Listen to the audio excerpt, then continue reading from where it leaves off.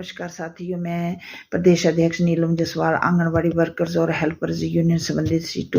साथियों, मैं आपसे अपील करना चाहती हूं कि जो हमारी 9 जुलाई की हड़ताल है उसमें सभी साथी भाग लेकर उसको सफल बनाएं और उस दिन अपने आंगनबाड़ी केंद्र बंद रखें। साथियों, हमारी जो मांगें हैं उसमें आप लोगों को पता ही है, हमारी रोज़मर्रा की ज़िंदगी में बहुत सी समस्याएं आ रही हैं। सबसे मेन समस्या ये है कि पोषण ट्रैकर का, जिसमें हमें लोगों को, लाभार्थियों को राशन देना है, उसमें हमें बहुत समस्या आ रही है। FRS की जो फेस कैप्चर करना है उसमें हमें लाभार्थियों के घर में 8-9 बार जाना पड़ रहा है, फिर फेस कैप्चर करना पड़ रहा है, परंतु फिर भी हमसे लोग जो है बहुत परेशान हो रहे हैं।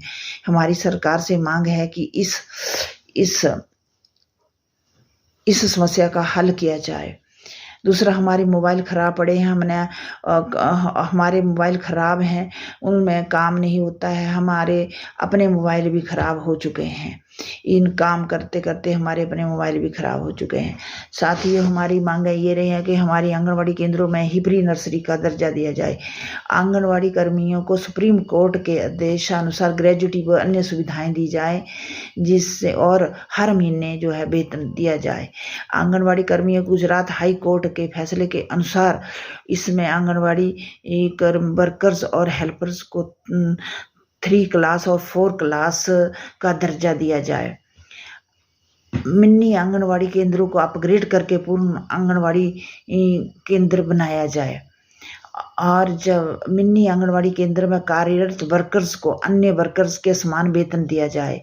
हरियाणा की तर्ज पर आंगनबाड़ी वर्कर्स और हेल्पर को मानदेय तथा आर्थिक लाभ दिए जाएं। सेवानिवृत्ति पर आंगनबाड़ी कर्मियों को 3,000 रुपये पेंशन दी जाए। आंगनबाड़ी कर्मियों को पंजाब की तर्ज पर छुट्टियां व स्पेशल लीव, मेडिकल लीव दी जाए।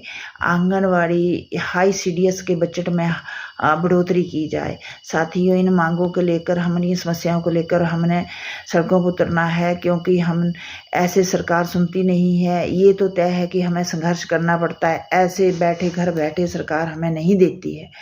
हमने बहुत हर साल हमारी स्ट्राइकें होती हैं।